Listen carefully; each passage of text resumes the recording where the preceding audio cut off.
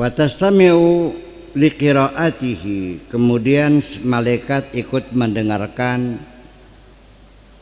orang itu mengikuti bacaan Al-Qur'annya. Kama fi hadis Asid bin Hudair lamma kana yaqra'u wa ra'a mithla az-zillah fiha, ketika dia membaca Quran seperti ada bayang-bayang. Bayang-bayang di situ ada banyak lampu-lampu berkilau-kilau. Faqala alaihi salatu wassalam tilkal malaikah, katakan yang Nabi, itu adalah malaikat yang mendekat kepada kamu ikut mendengarkan bacaan Quran kamu itu. Wa syaitan diddul malaki wa aduwwuhu, setan itu adalah lawannya malaikat. Fa amaral qari'u wa umiral qari'u an yatluba minallah, maka sang pembaca tadi diperintah supaya meminta kepada Allah Ta'ala muba'adata aduwihi, supaya musuhnya disingkirkan yang jauh. Hatta yahduruhu khasu malaikatihi, supaya menghadirkan para malaikat-malaikat yang khawas, yang khusus. Fahadhihi manzilatun la yajtami'u fiha al-malaikah wasyayatin, dan inilah manzilah, ya, satu posisi kedudukan yang tidak berkumpul di situ malaikat dengan setan. Tidak mungkin malaikat dan setan demikian.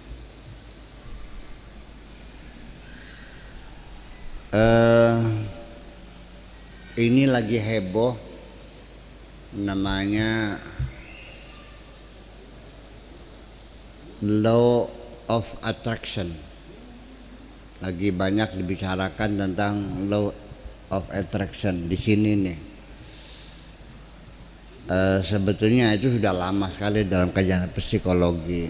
Bahasa Arabnya namanya qanunul jazb, qanunul jazbi.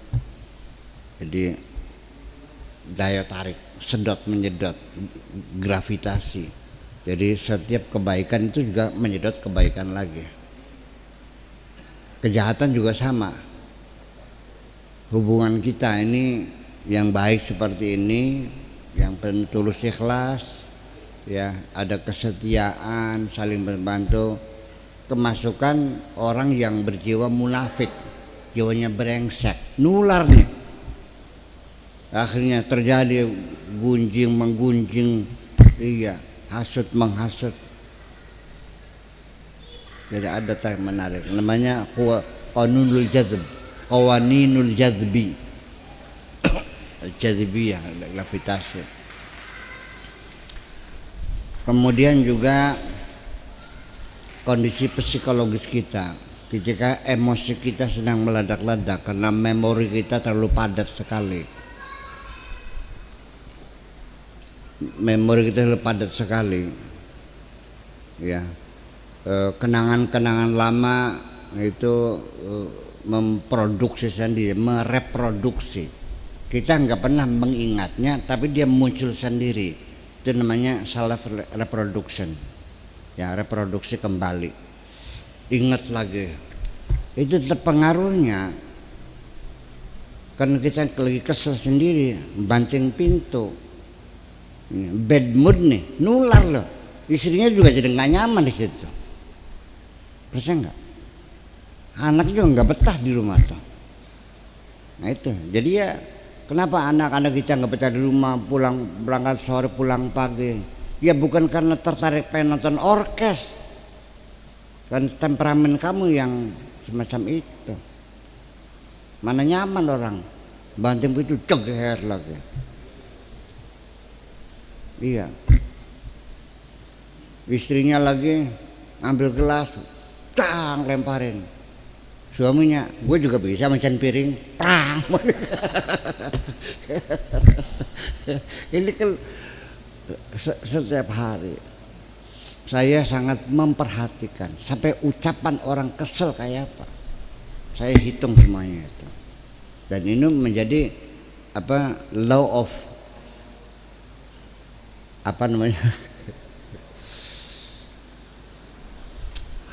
al-quwatul jadibiyah, iya, law of attraction, atraktif, daya tarik gitu, tarik menarik begitu, dan juga tarik menarik dan juga sebar menyebar juga sama gitu. Nah ini Anda baca Quran, malaikat datang, itu termasuk law of attraction juga.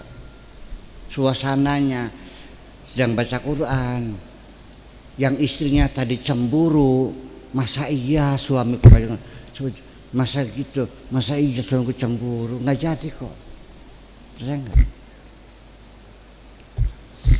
Iya, rumah juga menjadi sejuk. Iya, begitu kita baca Quran, pertengkarannya selesai. Iya, kita bertengkar seharian sama istri. Allahu Akbar maghrib. Neng, sholat maghrib dulu yuk. Pertengkarannya kita interval dulu. break dulu. Nah, jadi maghrib dulu. Nanti kalau sudah selesai maghrib, kita lanjutin lagi. Oke. Itu kan salah satu media ya untuk mendamaikan jiwa kita.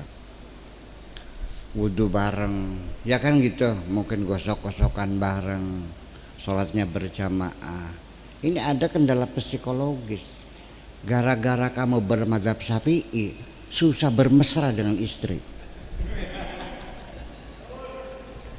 Sok jawab, ayo gulet ya ayo. Iya, istri minta anduk saja dikewer, awas. Takut nyenggol. Ya Allah. Iya. Kan iya kenapa? Tapi Anda ngotot kan, ya udah terserah. Ketika istri kita sakit, siapa yang paling berhak menyebabkan istri? Kamu, kalau bukan kamu sendiri. Nah kalau batal gimana? Naik haji, nggak bisa haji karena nggak bisa, mesti senggolan, mesti dipertahan juga. Sejak kapan bahwa hukum itu permanen, hukum semuanya kondisional? Nah ini persoalannya. Mereka nggak paham hukum itu permanen, itu hukum alam, bukan hukum fikih. Sekali dijatuhkan, dilemparkan jatuh bawah, itu namanya hukum gravitasi, hukum alam, tidak akan pernah berubah. Tapi hukum mengatur kehidupan manusia, manusianya berubah, modusnya terus berganti.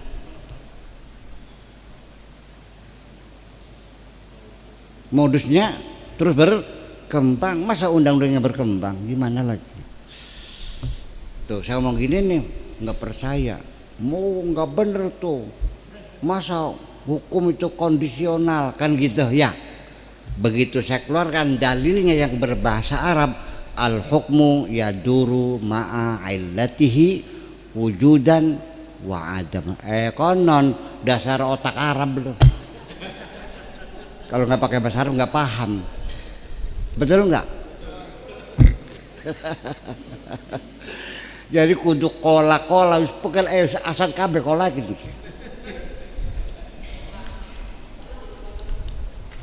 Iya gitu, berkembang. Yang tidak pernah berkembang permanen tuh hukum alam namanya, Bung. Bukan hukum fikih, bukan pidana.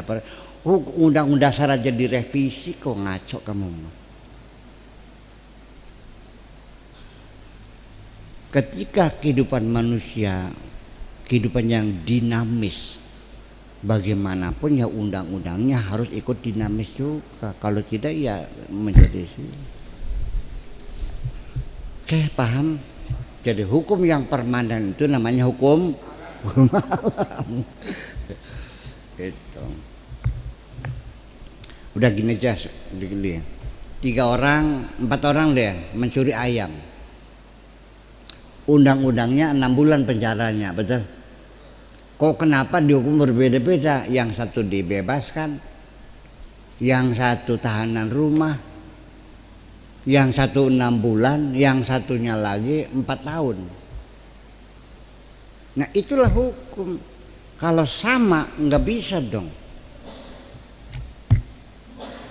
Kenapa dibebaskan? Karena dia terpaksa lapar. Paham? Yang satu tahanan rumah karena punya anak kecil. Paham? Yang satu 6 bulan karena baru pertama kali mencuri. Yang 4 tahun karena profesinya memang mencuri. Kalau semuanya 6 bulan semua ya nggak adil. Jadi keadilan itu sangat relatif sekali. Tetap saja gitu. Ini cerita hukum Allah, lagi-lagi wa man lam yahkum bima anzalallah fa ulaika humul kafirun, wa man lam yahkum bima anzalallah fa ulaika humul zalimun, wa man lam yahkum, ya Allah lebih. Maksudnya apa? Maksudnya apa? Gitu. Terus kalau hukum otaknya satu fokus. Hukum pidana, potong tangan, rajam dan potong kepala. Itu fokusnya. Jadi hal yang sangat mengerikan itu yang dia kembangkan. Ini jangan-jangan dia sebagai agen ini untuk menjatuhkan Islam.